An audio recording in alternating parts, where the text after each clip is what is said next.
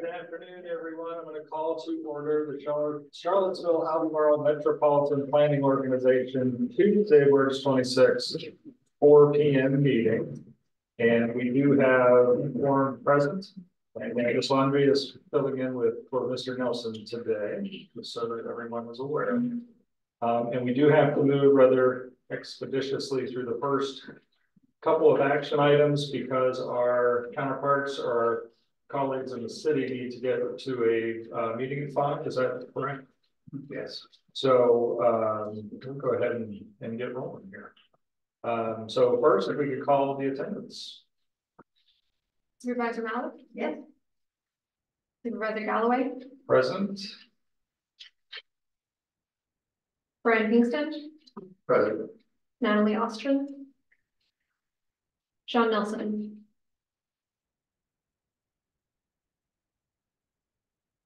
We're going to call the non-voting members for the attendance too. Mike Murphy? Julia Monteith? Here. Garland Williams? Daniel Wagner? Stephen Miner? Here. Daniel Cody? Lee Condor? Here. Christine Jacobs? Here.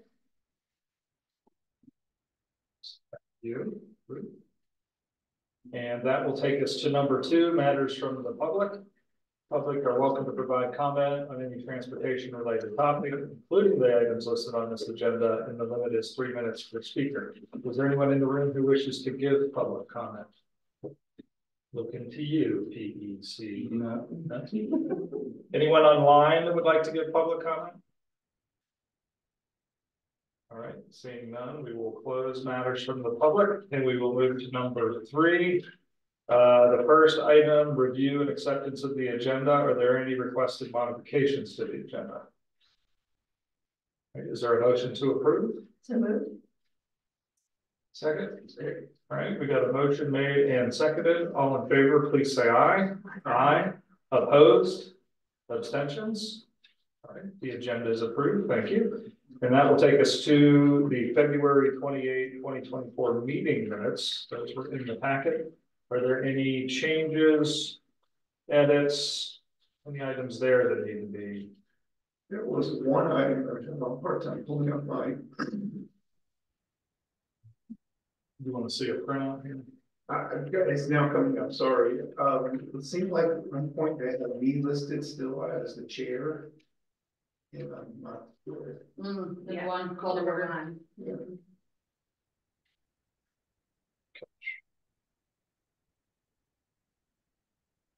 All right, thank you. And the other items noted? All right, is there a motion to approve as amended? Second. So we got a motion made and seconded. All in favor, please say aye. Aye. Opposed? Abstentions? The minutes are approved. Great. And that will take us to item number 4, smart scale alternative selection. And Mr. Proctor, I saw your name online. You'll be walking us through these projects. Yes, I will. Can you guys hear me? Yes, sir. You're welcome. Okay.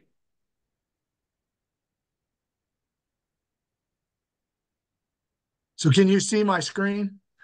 We can. Okay. Basically we went through the public survey of Barracks Road and have some preferred solutions. And I basically summarized some of the public data on the various presentations. This is the same presentation I showed to the rural MPO tech with the various preferred solutions. The first one is Georgetown Road and the access management segment. Basically, this would convert the existing intersection at Georgetown Road to a roundabout. And basically, we would eliminate access management along the corridor, which would basically reduce the median to 4 feet and close all the crossovers, and shift the lanes to the north. That would give us enough room on the south side of the corridor to put a shared use path that's basically 4-foot buffer with a 8-foot shared use path along that whole segment all the way from Georgetown to the interchange. Basically, these are the results of the public survey. We had 66% in favor of the roundabout at Georgetown Road, and that's out of 1,447 responses. So very favorable responses to that. The written comments were generally negative, but they followed the alignment of the people that were against the project. So even though the numbers are higher, the negative numbers correspond to the negative percentage of people that didn't support the project anyway. So we didn't get as many positive comments, written comments, but we got a lot of respondents that were overwhelming number of respondents that preferred that scenario. So for the shared use path, we had 56% in favor of it, with a similar type of breakdown on the percentages. I'll go through these pretty quickly and then we can go back if you have any questions.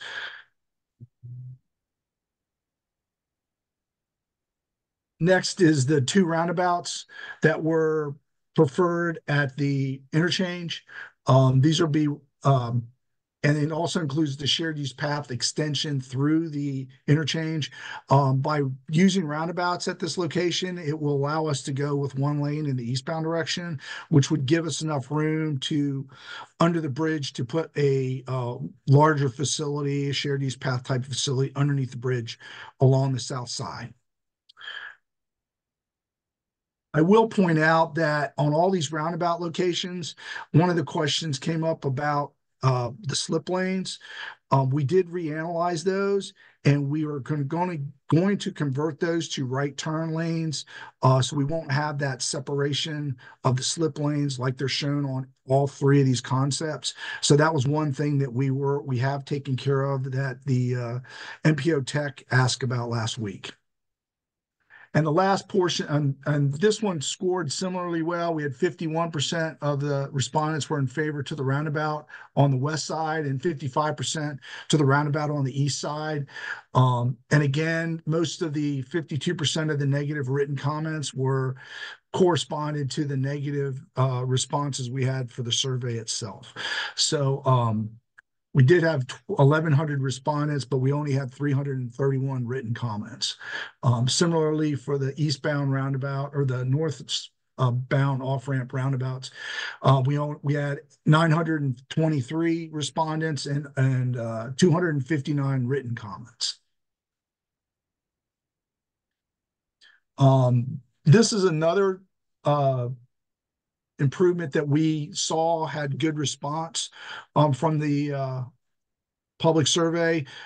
However, it's not needed. We showed it in here as a preferred scenario, but it's not something that we need to build with the preferred solution. So we're showing it and to give you an idea, but we don't have to include this. And that was one of the recommendations from MPO Tech also, not to include it. And it, like I said, it had 62% favorable response with out of 900 respondents, and then we had 199 written comments. The last portion is the shared use path on the east side, which would basically run from the interchange all the way to Emmett Street. I will point out that the shared use path, we're calling it a shared use path, but it's actually a 8-foot sidewalk, 4 feet off the edge of the road. So it meets the minimum criteria, but the offset's a little bit short for what we would classify as a shared use path. This one also had good respondents, 75% in favor for the first segment and 72% in favor for the second segment. And that's all I have for this. The county is looking to submit the western portion, which goes from Georgetown to the interchange. The MPO is looking at submitting 2 applications, which would be the interchange and the eastern portion, which is a shared use path to Emmett Street. And then the other application would be for the entire application. And then these are some of the questions that I got at MPO Tech that we've evaluated, and I have some responses for those. One of them was the right turn, the slip ramps. We're actually removing those. We did run the reanalysis of those, and they all work well in 2045. So we can just go with the right turn lanes. So that was one of the big questions they had. Raised crosswalks at Georgetown Road. I did check with traffic engineering, and that would be an acceptable amenity that we could add to the crosswalks to further improve the safety at those locations. The pedestrian, we're also including pedestrian crossings at both sides of the interchange. So on Barracks Road, you would be able to cross on the west side and the east side at the roundabouts on either side.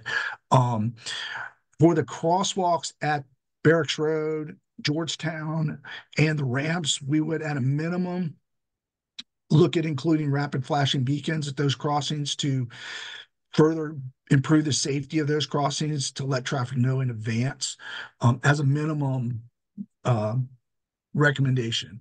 And we also are not recommending the deceleration lane on the bypass at this time. So that's all I have for that. Are there questions?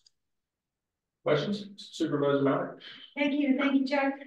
So do you anticipate the decel lane is no longer suggested because you anticipate there to be continual motion at the bottom of the ramp with the roundabout? And therefore no backing up? We've run the analysis, and none of the analysis is showing that we're going to have more than like 300 foot of queue on the ramps in the future. So based on that, we don't really have the need to include that. It would add costs and not really provide much benefit. I must just have really bad timing because 3 times out of 5, every time I'm there after 4 o'clock in the afternoon, it's backed up. It does back up right now, and our data shows that in the existing conditions report, and we've actually been out there and seen it. So I agree with you right now, it does, but in the future with the roundabout, we're not seeing that as being a problem. Thank you. Council Pinkston?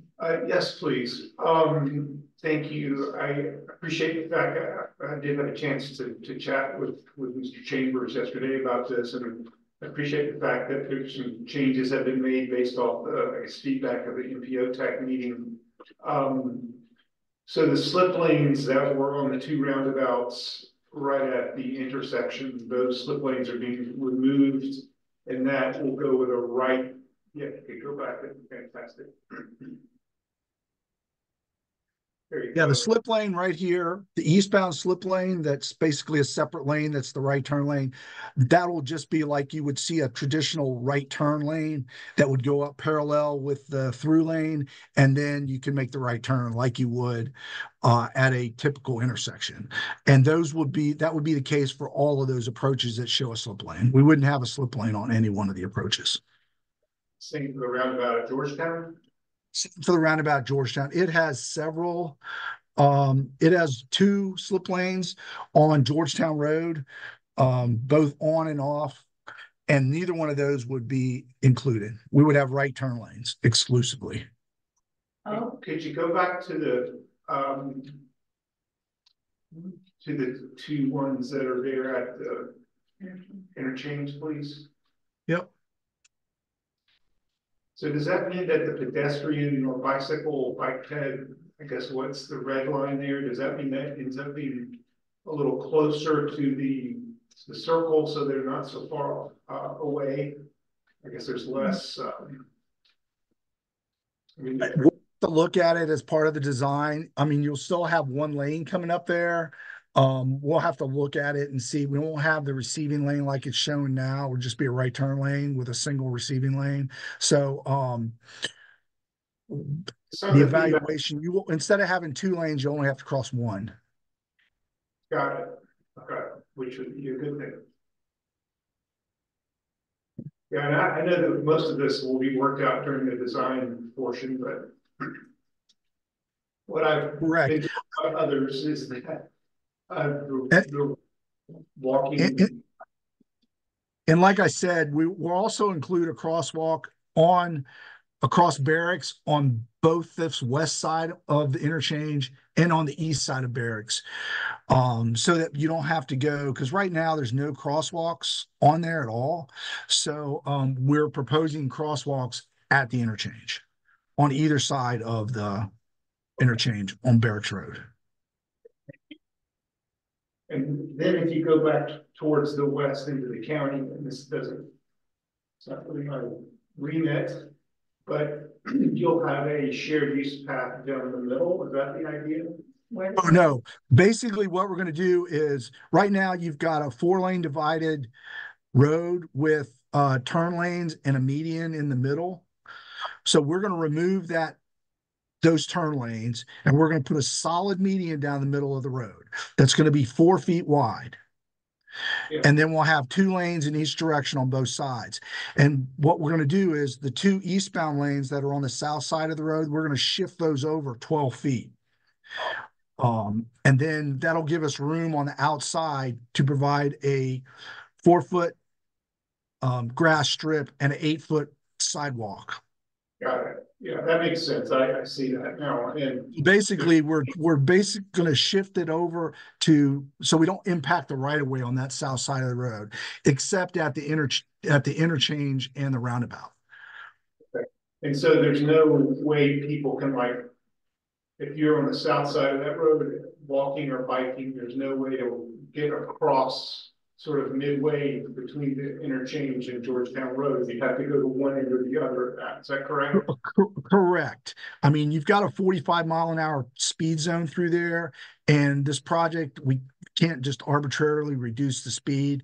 And like I told the MPO Tech folks, if after these projects are built, we can come out and reevaluate it.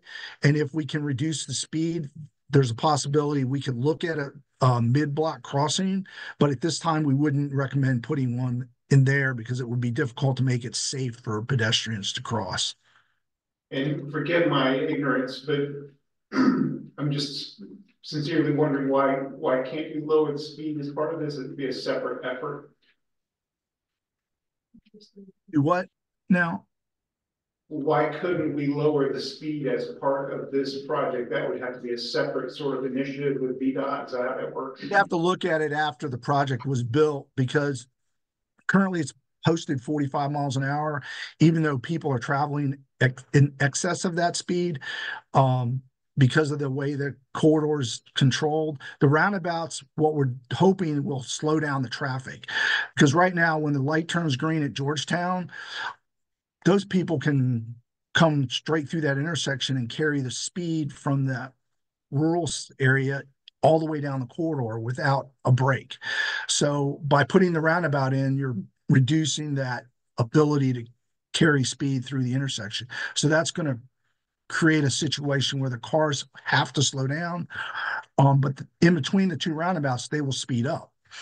And so we won't be able to know what that speed's going to be until after the roundabouts are built.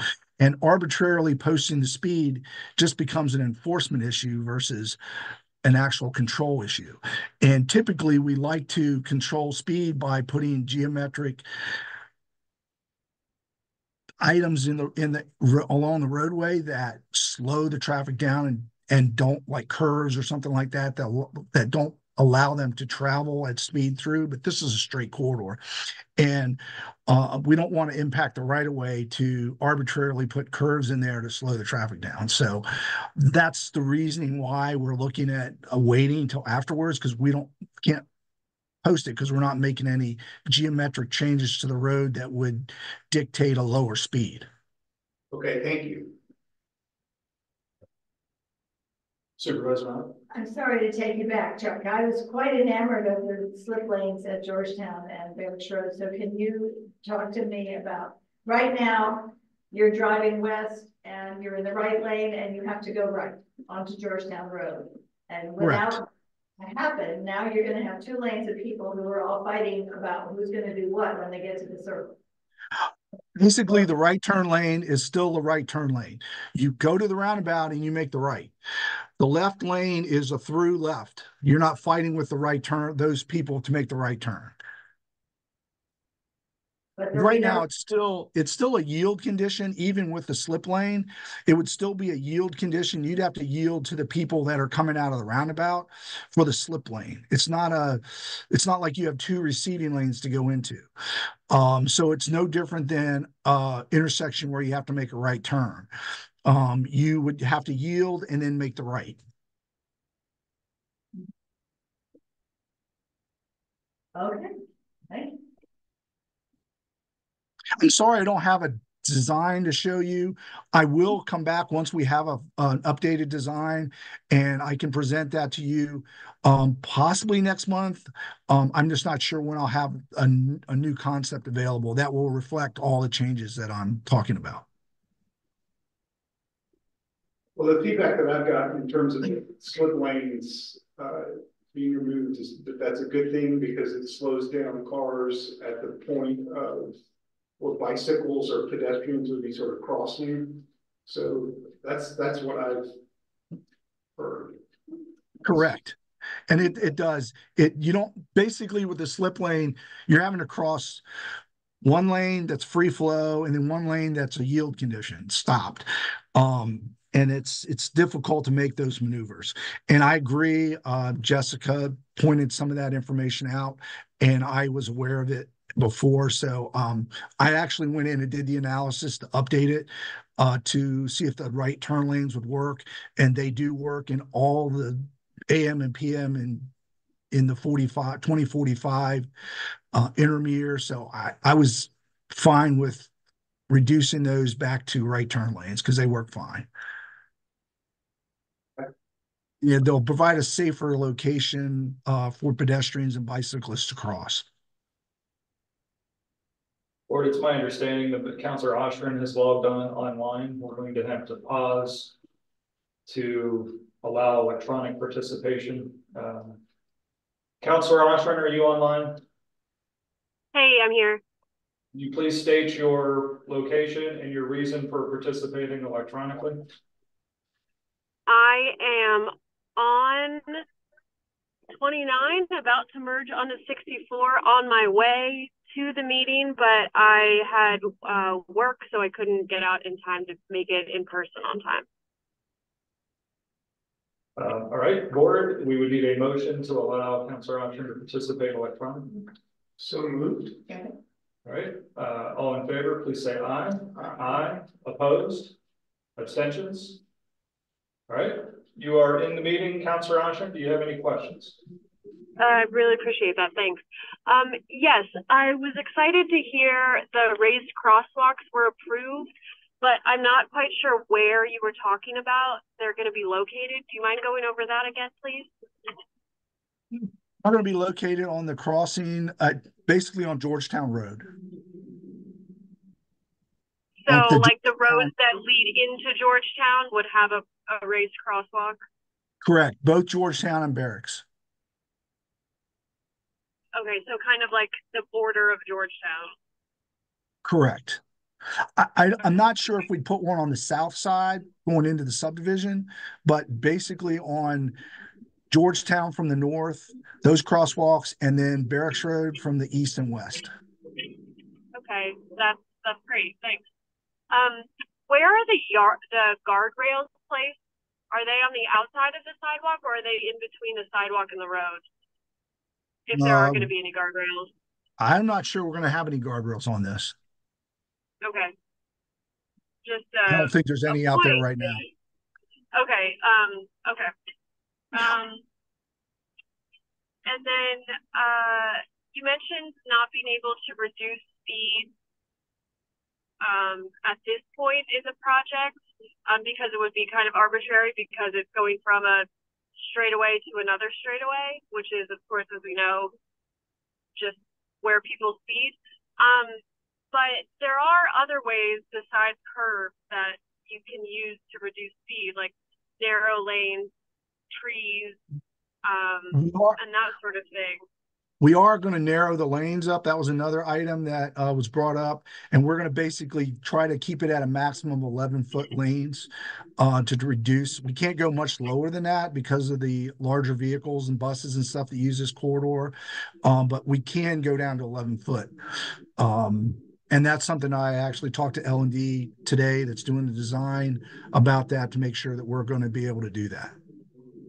Okay, and then I know, thank you for that. So, and I know that the design currently has 2 lanes in either direction, but was it ever considered to have 1 lane in either direction with a larger center area for a boulevard with trees and then more space for a proper sized shared use path?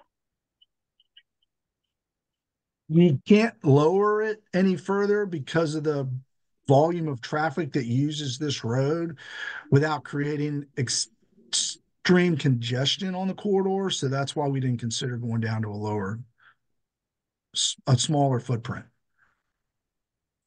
I mean, this is a major corridor that carries traffic to the interchange. Some of it goes into the city, but the bulk of it is going to 250 to get on the bypass. So we wanted to make sure we could still handle that traffic.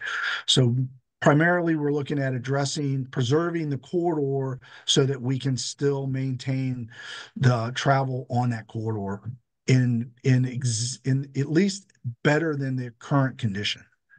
And that's where the intersection treatments are coming in, which are much safer than what's out there today.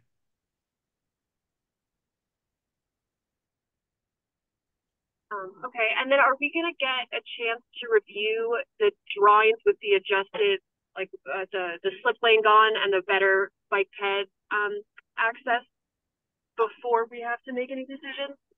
I don't know if the bike access stuff will change, other than we'll show the crosswalks at Barracks Road. But everything else I'll bring them back to you once we get the refined concepts developed so that you can see them again. That'll show the right turns versus the slip lanes. But I don't know if they'll be detailed enough to show some of the other stuff. Okay. But it'll be in the scope of the project, and part of the cost estimate for the project that's going to be submitted for Smart Scale. Ms. Oshman, Okay. the short question is we're asking for a decision today because the pre-applications are due Monday, April 1st. We will have a updated concept sketch prior to the full application submission in August. But the decision to apply you have to have a pre-application and to be able to submit the full application. So that decision would be today. Gotcha. Okay, and because we made the decision to adjust slip lane too recently, we don't have the drawings for that for today. That's correct. Right. We just don't have the resources to update those that quickly. This is just a great. pre-application Yeah, I'm just trying to think. Drawing. We're going to refine this for the full application, and we'll bring that back to the board for review before the full submission. And that will probably be in June sometime, May or June, that we would bring it back to you, because we've got to have them in by middle of July. So I'm hoping to have it to you before then. Okay, thanks. Yeah, because I'm just worried about what it actually looks like for someone on a bike. You know, I think I said this last time, but right angles are hard on a bike, and this shows several right angles, and you know, we're impeding the progress of someone on a bike in favor of someone on cars, and so by nature it's going to be harder to bike, which leads to more cars, which leads to fewer bikes and more cars, et cetera, points you all know. I understand that, and putting the controls in there to cross those, especially the ramps, any controls we put up would have to be, you'd have to stop to actually make those controls work. So it wouldn't be a continuous flow type of movement for bicyclists at any point in the process. So at least the ramp crossings. The rest of the corridor, we'll try to do the best we can to make it work for all the users. Okay, thanks. Thank you, Mr. Proctor. Are there any other questions? We are under a time constraint to get these 3 applications voted on. Are there any other additional questions or comments? All right, let's go Sure. ahead. This is Stephen with Federal Highway. I just had a quick question, and I'm not 100% familiar with the area, so I'm just going by what's been presented today. So I guess anybody that knows the area could answer this. Are there other bike lanes or other bike ped lanes that this project is gonna connect to, or is this gonna be like the first set that's being done along this corridor? To the east of this corridor, there's 2 projects in the city that we will connect to with this project.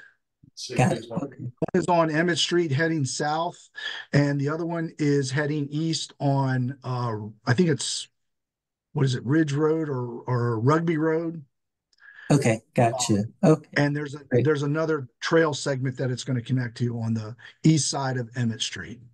All right, gotcha. And there's Now, also sorry. There's also the Ravenna Trail that we're connecting to about midway between the interchange and Emmett Street. Gotcha. All right. No, much appreciated. Thank you. I was just curious because, of course, sometimes these projects get done and then the trail's there, but there's no other connection point. So they start and end. So that's what I was asking. And thank you for answering that. Appreciate it. Any other comments or questions? All right, we need a motion to approve this smart scale application. Is that good enough? Yeah, motion to direct staff to submit 2 smart scale pre-applications for the preferred alternatives. One is a portion of it, one is the full bundle. The county is doing its own thing separately. Yes. Okay. I would move what you just described. If I need to restate it all again, or just say so moved. Okay. All right, the motion has been made, it has been seconded. Is there any further discussion? Ms. Emmer, could you please call the vote or the roll?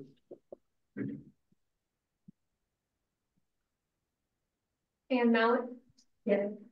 Ned Galloway, Yes. Brian Kingston, Yes. Natalie Oshman, Yes.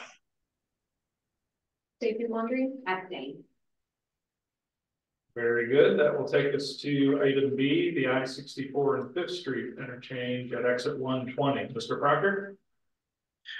Yeah, this will hopefully be quick. Let me see if I can share my screen again to get you on the right one. Never started. I'm knocking on wood. I'm knocking on wood. I think the power's just not on. Well, We are able to see your screen. well, which one are you seeing? The one with the big V dot in the middle? Yes. Okay, good. That's what I was hoping for. So, okay, this is a presentation I put together, but it talks about all the projects. So, basically what we're proposing is a divergent diamond interchange for 5th Street. This is a concept, and what it does, it reduces the crashes that we're seeing at both intersections, and reduces the queuing on the eastbound off-ramp, which is on the northwest portion of the screen. It's starting to queue up out onto 64, so we want to try to address that issue because that'll cause more crashes on 64. We don't want that to happen.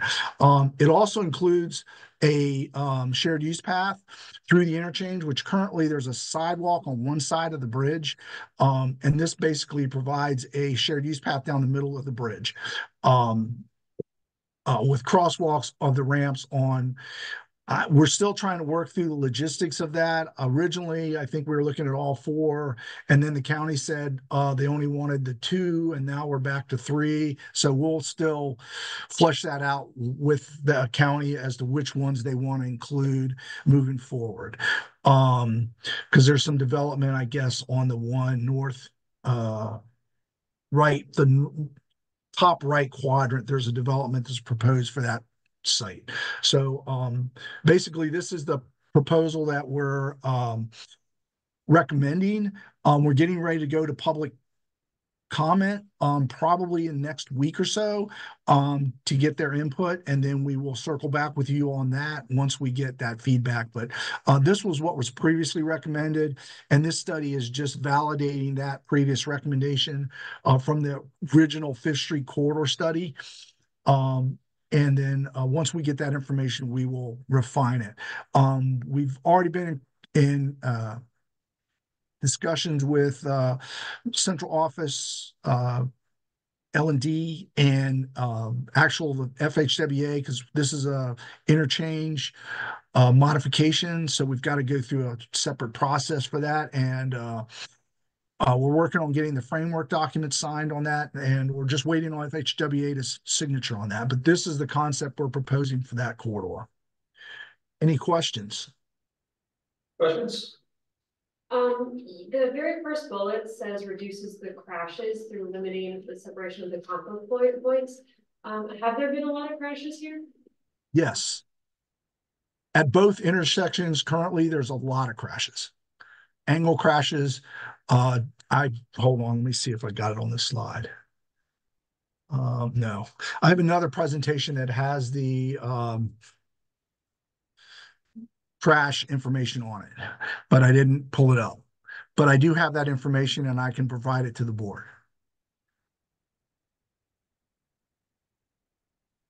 Other questions?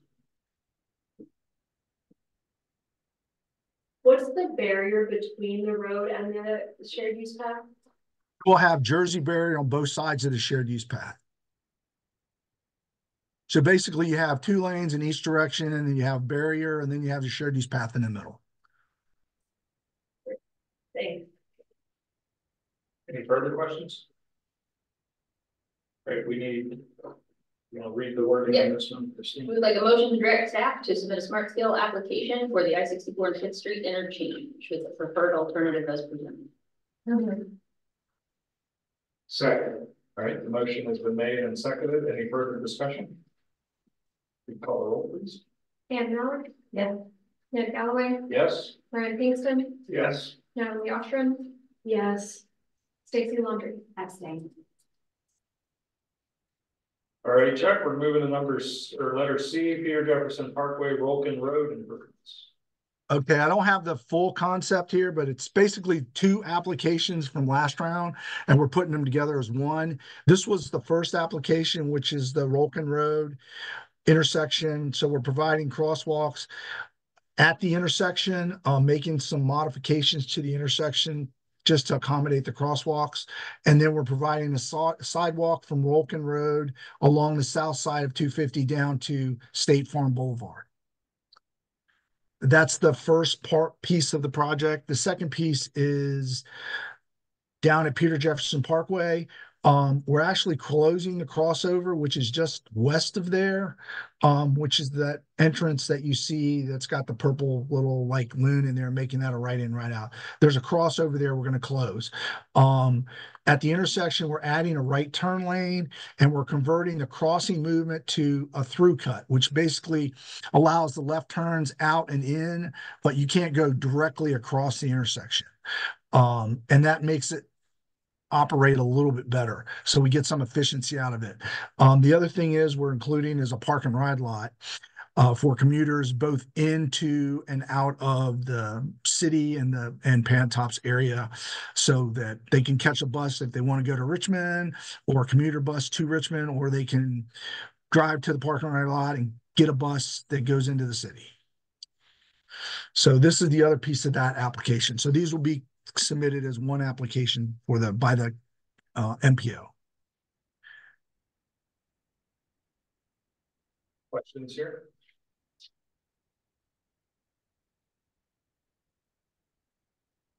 I would move approval of this application for the US 250 Pantops.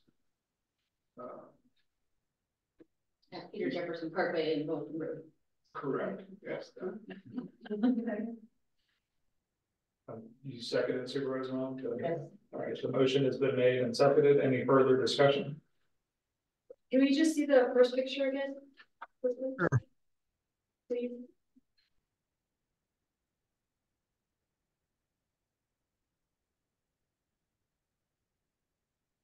Thank you. All right, can you follow roll, please?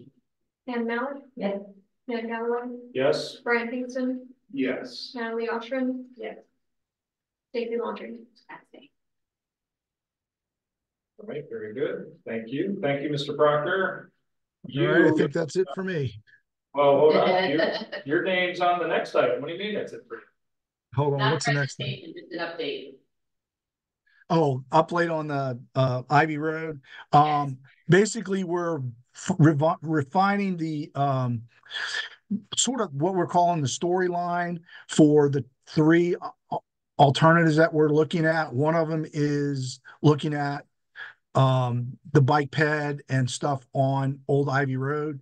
The other one is looking at some ramp improvements and improvements at Canterbury and at Birdwood to accommodate some of the movements. And the other option is looking at the loop ramps on 250 south of the corridor, on the south side of the corridor, and with the shared use path still on the north side on Old Ivy.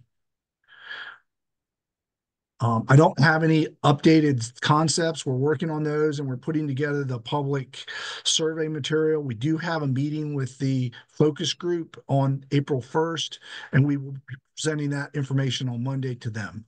Once I get some information, possibly next month, I can present you what the corridor information looks like for the various scenarios. Right, any questions on the pipeline study?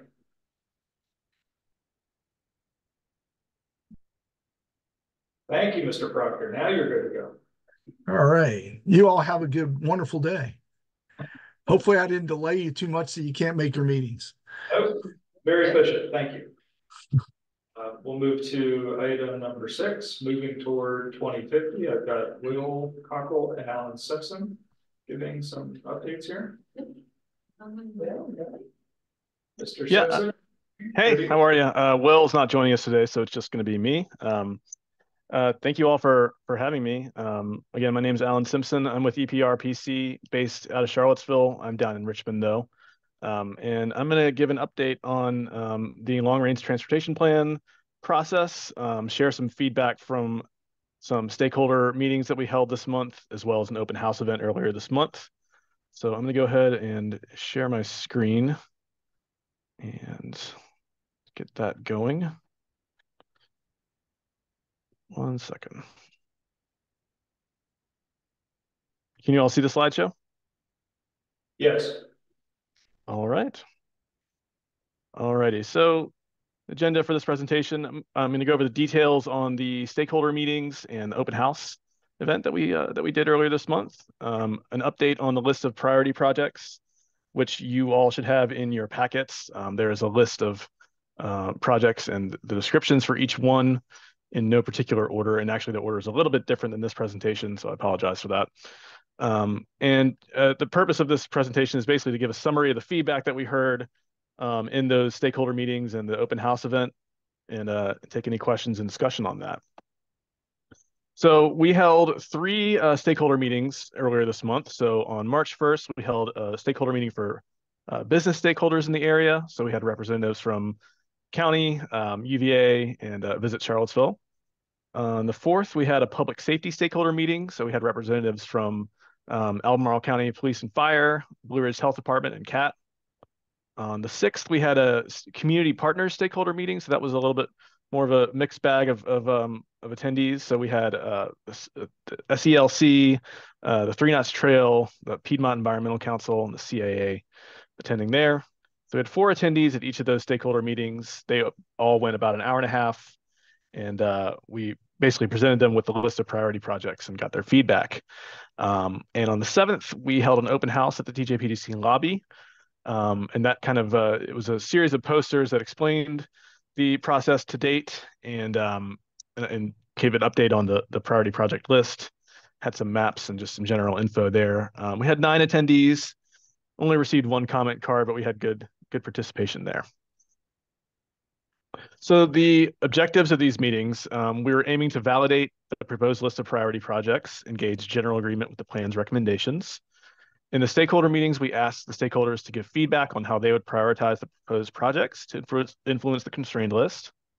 And we also asked for any details that would help guide the project details, inform VDOT designs, and feed into funding applications. Some of these projects are in very early stages and don't have a lot of details on them. So we were just looking for feedback on that and whether or not they agreed with the priority level that we had found for each project. And I'll go over that a little bit and how we got to that point. And apologize if you all have heard this before. This is my first time at one of these meetings, so I figured I'd give a quick recap on how we identified these priority projects.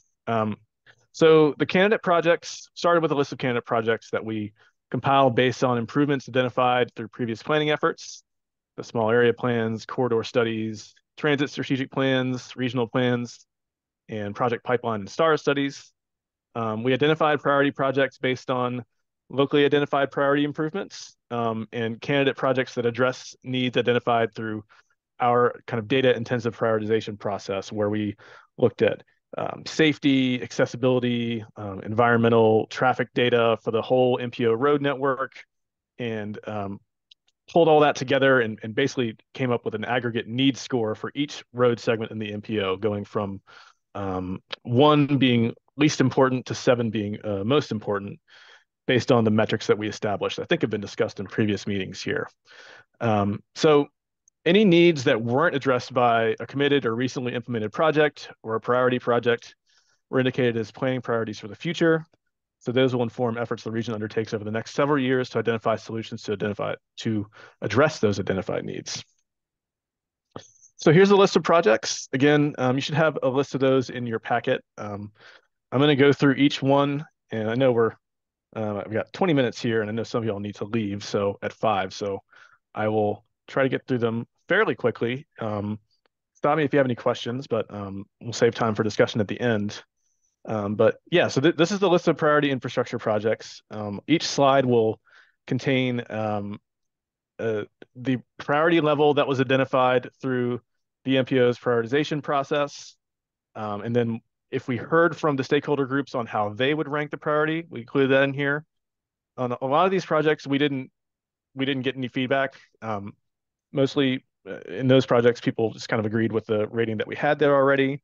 Sometimes there was some disagreement and sometimes there wasn't much comment at all, but we documented all that, and then any comments that we got in those meetings, I'm going to go over those as well. So the first one is the I-64 and 5th Street interchange improvement. The overall need that was identified was low, relatively speaking. These were all things that need to get done, but on a scale of low to high, it was low. We didn't hear from the business stakeholders really on the priority here, but public safety stakeholders found this was a high need. Community partners rated it lower. Some general comments on this one would be that it would improve bike and ped safety at this interchange and enhance access to outdoor recreation and Biscuit Run Park in the future. We had a comment that a transportation hub would be needed here in the future. We had one stakeholder who was against implementing a diverging diamond design here, and a comment that this is good and needs to be addressed, but not just this interchange, the entire corridor. For the Rio Road peanut-shaped roundabout and shared use path, the road segments in this project were identified as a high or medium need. Sometimes you'll see more than one listed here because each road segment individually had its own priority level. So overall, a high need for our process. Our public safety stakeholders didn't think this was a high priority. The community partners definitely did. The community partners we had were definitely more bike ped focused, and that was kind of their, most of the people there were kind of championing that kind of accessibility. So business stakeholders, they did say that speed is a concern in this corridor and there's a need for safety improvements. The community partners were very concerned about safety concerns and deaths at the intersection, as well as issues with safely biking along the Rio Road corridor. The public safety stakeholders, interestingly, didn't feel that there were many issues here. So there was a little bit of, those were at odds a bit, but the community partners definitely agreed that this was a high priority. For the Airport Road and 29 intersection, that was a low priority from our process. The business stakeholders felt that it should be higher. Didn't hear much from the other groups. General comments was that it's difficult for pedestrians to cross 29 under current conditions, but as density increases in nearby areas, that's going to become even more important. So something needs to be done for sure. The public safety stakeholders agreed. They were less in favor of bigger capital investments like a roundabout and preferred to see something like improved stoplight timing, sidewalks and crosswalks along 29. For the Ivy Road corridor, long stretch of road here. There's a lot of projects going on. The overall need was low. The business stakeholders and public safety stakeholders did not agree with that. They thought it should be much higher priority. And I will say again, the prioritization process that we undertook was only one part of the puzzle. It doesn't mean that it's a low priority. It's just that was one factor. We also looked at public comments. The stakeholder meetings are also going to be a factor here. So they did agree that it was they didn't agree that it was low. They thought it should be higher. So the business stakeholders felt that these improvements would be essential for tourism. Our public safety stakeholders cited a lot of flooding issues on this corridor, as well as congestion. And our community partners cited there would be walkability benefits from adding a shared use path along Old Ivy Road. In Crozet, the US 250 corridor at Henley Middle and Brownsville Elementary, low priority from the MPO's priority process, but the public safety felt this should be much higher. So pedestrian access for students at Brownsville Elementary and Henley Middle is a challenge. They cited inconsistent sidewalk access on nearby roads, sidewalks that start and stop, so some inconsistency there. There's a potential for a roundabout design here, and there was mention that could be confusing for bus pickup and drop off. Avon Street Extended and Mill Creek Drive, the intersection there. We didn't get a lot of feedback on this one in general. There wasn't much disagreement that this was kind of a lower priority. Mentioned that it could be a good place for a roundabout, and the business stakeholders felt this could be a future thoroughfare for Biscuit Run Park. Old Lynchburg Road shared use path. Again, not a lot of disagreement with the priority level that was set. Kat did mention that there was a need for a light or a roundabout at the intersection of 5th Street and Old Lynchburg Road, but in general, the stakeholder groups didn't have a lot to say about this one. For the Berkmar Drive shared use path, that was a low priority from our process. The business stakeholders agreed with that. The other two groups didn't have much comment on this one. No strong opinions really. Another thing I'll mention here is that some of the groups, we didn't get through the entire list of projects. There was a lot of discussion at the start of some of these meetings, and it ended up kind of taking up some of the time. So we, in the community partner meeting, we started running out of time, and so we asked, if there are any projects that you feel strongly about or really want to talk about, let's talk about those. So we definitely made sure that they gave feedback on what they felt strongly about and gave them the opportunity to send feedback later if necessary, but we didn't hear anything back. So some of these we don't have ratings because we just didn't get to them, or there just wasn't a lot of strong opinion. The Eastern Avenue connection in Crozet, so we're looking at Eastern Avenue extending down to 250. There is no need identified here because the road doesn't exist yet, so it's not part of the road network. So there's an NA there, but the business stakeholders felt that it was a low priority. The other groups didn't have much to say. In general, not a high priority, but something that's necessary. For the Barracks Road corridor improvements, overall need on that one was low from our process, but the stakeholder groups felt it should be higher. So high and medium priority from the business stakeholders and the public safety stakeholders.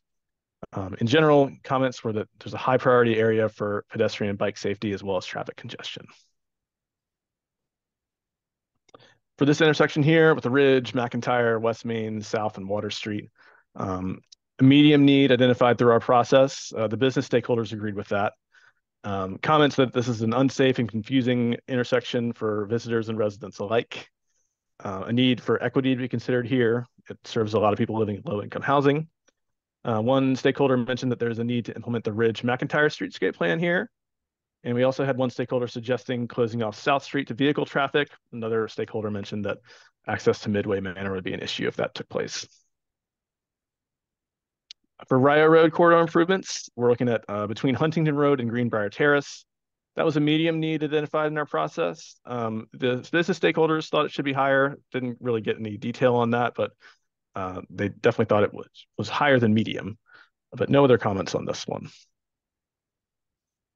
For 5th Street multimodal improvements, 5th Street was a high, medium, and low need, depending on what part of the road segment you're looking at, but overall it could be considered high.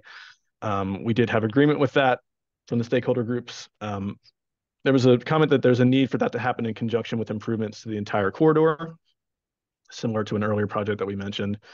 And Kat mentioned that they would like to see a bus lane on this corridor in the future going south. A couple more here. So Preston Avenue multimodal improvements, that was a high/medium need from our process. The business stakeholders agreed on that one. Not a lot of comments on this one. There's a sense that the 10th Street intersection is confusing. The Hillsdale South extension, which includes the 250 interchange and multimodal improvements there, we identified that as a high need. There was agreement there from the business stakeholders, but no other comments. Peter Jefferson Parkway and Rolcon Road, which Chuck just talked about. That was a medium need identified through our process. The business stakeholders, again, found that was a high priority, but we didn't hear much from the other groups. The Rivanna River Bike and Ped Bridge across Pantops and Wooden Mills. That one is a medium need at the Free Bridge. Because this doesn't exist yet, that's the best proxy we could use for a priority there, because one of the goals of this project would be to alleviate some congestion through improving bike and ped accessibility through there. It wouldn't obviously be a venue for vehicles, but it would be something that bicyclists and pedestrians could use to hopefully provide an alternative way to get around there. But didn't get a lot of comments on this one or any comments at all. So there was agreement in general that this was a medium need. So other feedback that we got one comment card from the open house that I mentioned, mentioning that the city's plans for West Main Street are in the interim phase, but there's no long-term project identified in the long-range plan. They would like to see vision projects that were more visionary, but support for what's presented.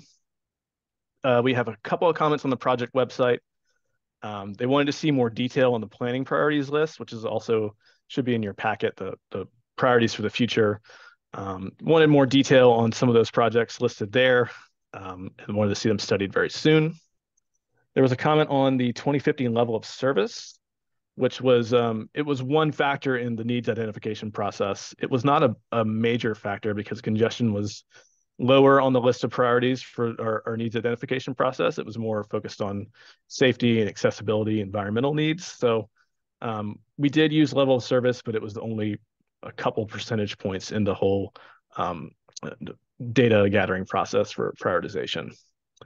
And just a comment appreciating the public forum for the long range transportation plan. So that's just a summary of what we heard in the past few weeks with the stakeholder meetings and the open house event, as well as the project website. Next steps are to finalize the priority project list. We'll take the feedback that we heard into account and note that in the plan. We'll develop implementation strategies, finalize the plan review, and we're looking at adoption in May. And that's the summary of what we've heard lately. And happy to take any questions or discuss any of that. Questions or discussion? So when are we gonna shut Okay. this? Because well, That's a quick question. I'm not even sorry. I'm just not sure. Yes. If Councilor Marshall and I have to leave, does that destroy your core on the west side? Okay, all right. I'm sorry. There's no further action items today. So all the action got put up forward where the 4 electeds were here, but we do have a quorum of 3. Okay. And it'll mainly be the updates that we're receiving. Sorry we have to leave. Yeah, but thank you for rearranging things for us. Thank you. I think the supervisor now is concerned. I mean, because I look at, and I'm sure she's looking at projects in her district. I'm looking at projects in the whole county, and everything in the county has been sent to the toilet here. Well, it's specific to the people that participate. I know, that's what I'm talking about. But it's not that it's going to drive where it's at. It's going to, you know. Say that again, make sure I'm understanding you. Wait, you're saying that these stakeholders, all this is a recap of the feedback that they get. That's not going to change the level of priority. That's just a bit of feedback. That's the information from the public process. No, he kept us saying over and over again, our prioritization process, his process, congestion's not important.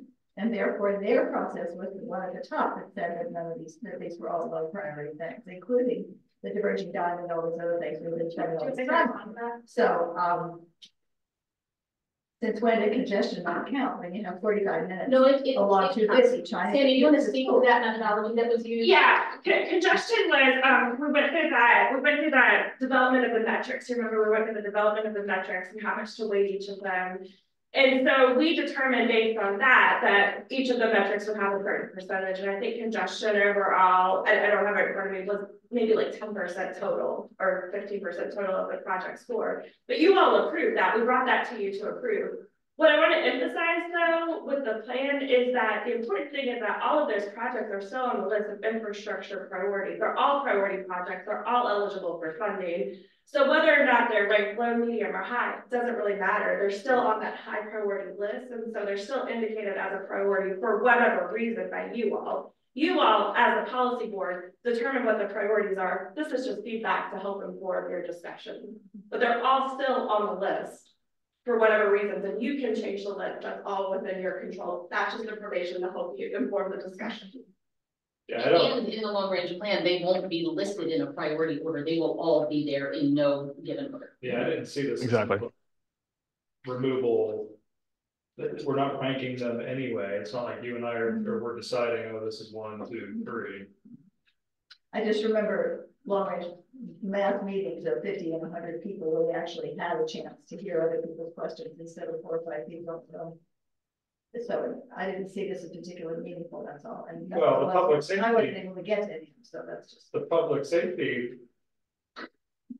The fact that there was NA on some of the most dangerous intersections here, it's like, well, who the hell is representing public safety at this meeting?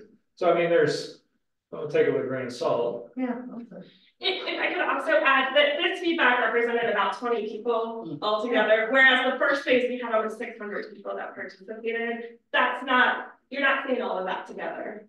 You're just seeing the additional information that hadn't been presented previously. Respectfully, NA, I was on the focus groups. NA really means that it wasn't shown to the focus group. Correct. Yeah. Yeah. So right now, you could imagine there was feedback. There would be feedback, but we didn't see it. Therefore, there's an end. So in grain of salt. Thank you. Thank you, Peter. Other questions or comments? All right. Thank you for the update and the presentation. Thank you. And then a draft of the full plan will be coming in April for you all to be able to review it in its full draft and then back in May for final consideration. All right, we'll go to number 7, staff updates. Letter A, draft unified planning work program presentation. And Christina, Ruth's going to pull up that. Included in your packet was a draft of the full UPWP, Unified Planning Work Program. Following your direction and feedback from the February meeting, we did update the activities in the budget to reflect what it is that you all requested. I have a very quick set of slides just to make sure that we're putting it back in front of you, but you have the full plan. Next slide. So the purpose of the UPWP, as stated by federal law, is to meet these 8 planning factors. It has to cover those. Go to the next one. This is really high level. You guys know most of you guys have been through these many times, so I don't want to spend a lot of time. These were additional added priorities on top of the 8 that the federal folks require. Next slide. Here we go. As you guys know, we received funding from 2 different federal agencies, FHWA, that's administered through VDOT, and FTA, administered through DRPT at an 80-10-10 split, federal, state, local. And then additionally, VDOT receives state planning funds. Those funds, the SPR funds, do not come through the TJPDC or the MPO budget, but they are related to activities of the MPO. You have this in your packet. I know it's going to be very hard to see up on this screen, but this is the split by funding source by agency. And so you can see the 80-10-10 split across both the FHWA VDOT and the FTA DRPT funding.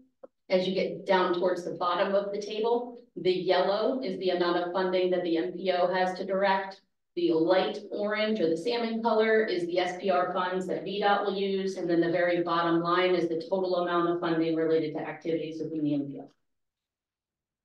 Next slide.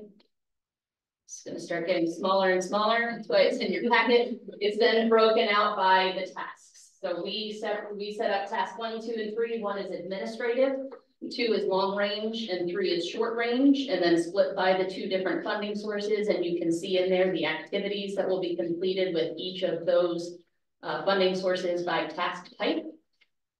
Next one, split even more. This I'm not going to go through because you guys have a copy of it, but this now breaks it down into even further detail. So when we talk about getting into the reporting and compliance, we use both FTA and FHWA and VDOT and DRPT funding for that. And so it's split up by line item, by task, by budget category. Just giving you guys as much information as you needed. The long range planning is where you guys directed us last time, what your priorities were. This one has funding set aside for the comprehensive safety action plan. That is to support not only TJPDC staff, but also to support your staffs in developing applications for implementation funding. The next one is the travel demand management study. In the February meeting, you guys priority ranked order the activities that we brought to you in draft form, and this one rose to the top. We also have funding for continued staffing to do the work related to the Regional Transit Authority. And then travel demand model, as you know, we have to do that as a mandatory update. Pedestrian navigation of innovative interchanges.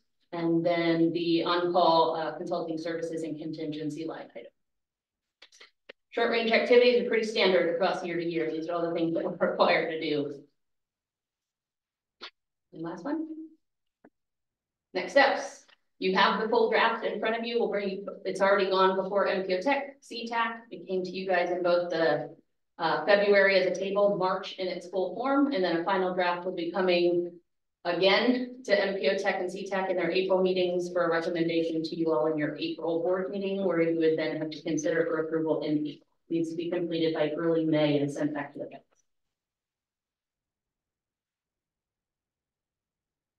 That's it. Can you go to the one slide that had this? It was similar to the funding by source, but it had seats. That one. Yes. That one I'm not funding. I don't recall seeing that one. That table? Is it a table that is written out? So it's the appendix attachment C.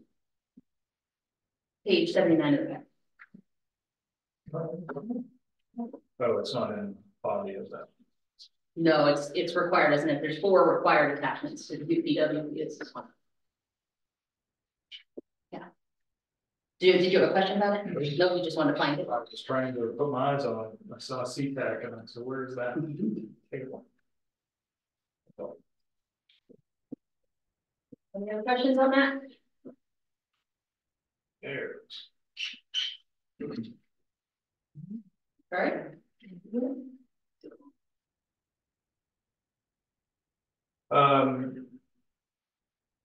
All right, we could go to updates on the Ravenna River Bicycle Pedestrian Bridge Raise Grant. Just a very quick update that we officially submitted the nearly $3.3 million raise grant application to do preliminary engineering on Ravenna River Bike and Ped Bridge. We should be notified before the end of June of this year if we were successful with it. So it's a very quick turnaround as these things go. That's all I have for that. And not that it was all you had for that, but that was just good news. Regional Transit Governance Study. All right, Regional Transit Governance Study has been completed. Just want to share an update with you all. It did go to the Regional Transit Partnership in their last meeting where they voted to endorse the recommendations in the study. And then recommended to the South Jackson Planning District Commission. The commission then reviewed it and looked at the recommendations in their March meeting. Sorry, we're in their March meeting where they also voted to endorse the recommendations and approve the study. Regional Transit Partnership members then directed staff to go back and work as a committee and bring back before them in the next 4 months some draft bylaws and next steps for continuing to move this work forward. Happy to take any questions for those. Great, no questions? All right, we can move to item number 8, our roundtable updates. I'll just go over Mr. Espy. Sure.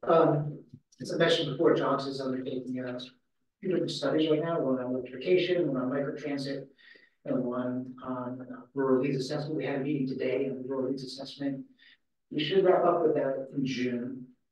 And it's looking at rural demand and need. That's it. Thank you, Simon. Yeah, a couple things. First, a welcome to Sandy, who started at VDOT yesterday, so she is jumping right in. We are in the thick of Smart MPO Round 6 pre-application development with the pre-apps due on April 1st.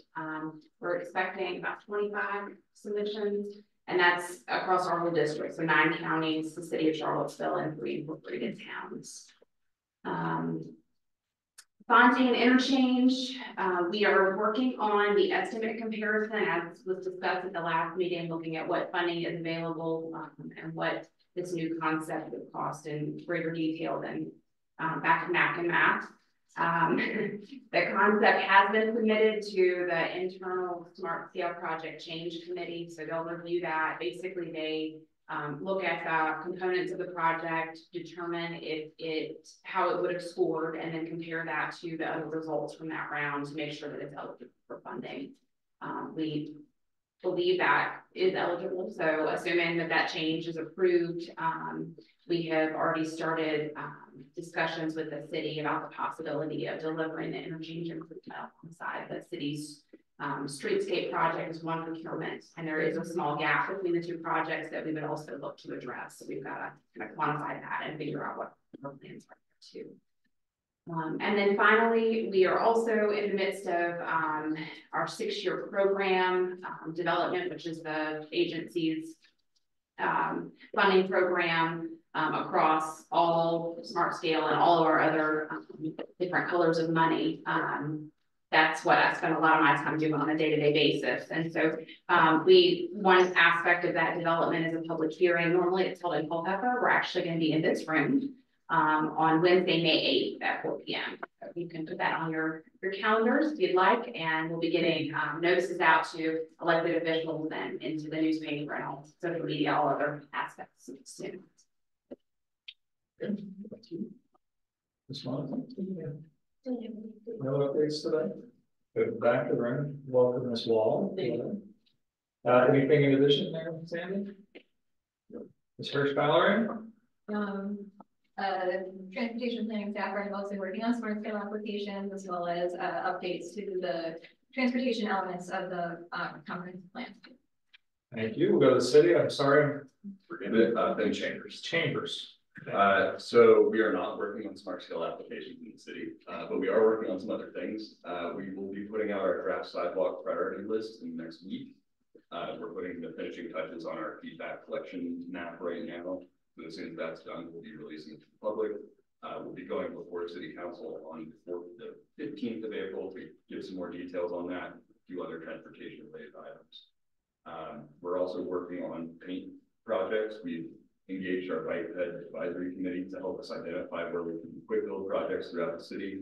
This is in addition to the quick build work we're already doing for our Safe Routes to School program, which will continue throughout the spring. We're looking at about a little over 100 projects that will be associated with that Safe Routes to School program. And then on the programming side, I'd like to give an update on our community walks program. We do this once a month on the second Sunday of every month. In April, we'll be doing that in Roseville neighborhood. So we'll join us there. And then I'll switch to my cat app. So since we don't have anyone with cat here, in the end of February, City Council gave us some direction on what fuels to move forward with in our fuel transition for cat. We'll be pursuing a battery electric bus pilot as well as a hydrogen bus pilot over the next 5 years or so. That'll help us determine what fuels we'll be moving forward with and what mix of fuels we'll move forward with after that. That information is going to help us continue finishing out our zero emission transition plan, which we're aiming to finish by this fall. The next phase of that is looking at our facility and figuring out what needs to be expanded in terms of, we're expanding the service itself and what needs to be improved in order to make this fuels transition. So we'll be working through that space planning and sort of facility planning through the summer. incorporating all of that information into our zero emission plan that will come out in sometime in the fall. While we're doing that, we're also in parallel working on the transit strategic plan. That will be released in draft form at the end of April, and we'll be doing some public engagement and some engagement with you guys going forward in May, looking to adopt that at City Council within June. And I think that's just about everything else. What about, sir? Hello, Don. Well, for the next community walk, we will be starting at Jackson P. Burley, which is a county school. So we invite all of our county friends to join us. All right. Any additional items from the count? No, sir. Thank you. And I'll go online. Mr. Condor, any updates from CTAC? Just that CTAC will be meeting in April instead of May, so that we can review the long-range transportation plan prior to your next meeting. Thank you, sir. Mr. Simpson. No more comments from me. Thank you. All right, Mr. Proctor, Mr. Minor. No, I don't have any comments. Thank you. Mr. Wagner. Hey everyone, I will be brief. We don't have a ton of updates that are different from March, but one new thing is the RPT recently wrapped up its Connecting Businesses campaign and is now moving on to our Connecting Commuters campaign. So the big thing for this is we highly encourage everyone to check out the new Connecting VA app, where folks can record trips taken outside of single occupancy vehicles. So if you're carpooling, biking, walking, using public transit, you can record those trips on the Connecting VA app and actually earn rewards for taking those trips over time. You don't need a reminder for this, but of course, smart scale pre-applications are due April 1st. And if you have any transit related applications or need any assistance, that deadline is rapidly approaching. So please reach out to my colleague Paige Lazar, page.lazar@drpt.virginia.gov if you need anything there. And anything related to rail, reach out to Randy Selleck, randy.selleck@drpt.virginia.gov. And then lastly, your MPO staff know this very well, but Section 5303 applications are due May 1st in our new grant management software, Web Grants. So please keep an eye out for that. You all are obviously on the right track, already having a draft DPWP before you, so nothing really further there. But if folks have any questions about 5303, don't hesitate to reach out to me as well. And that's all I have for now. Thank you, sir.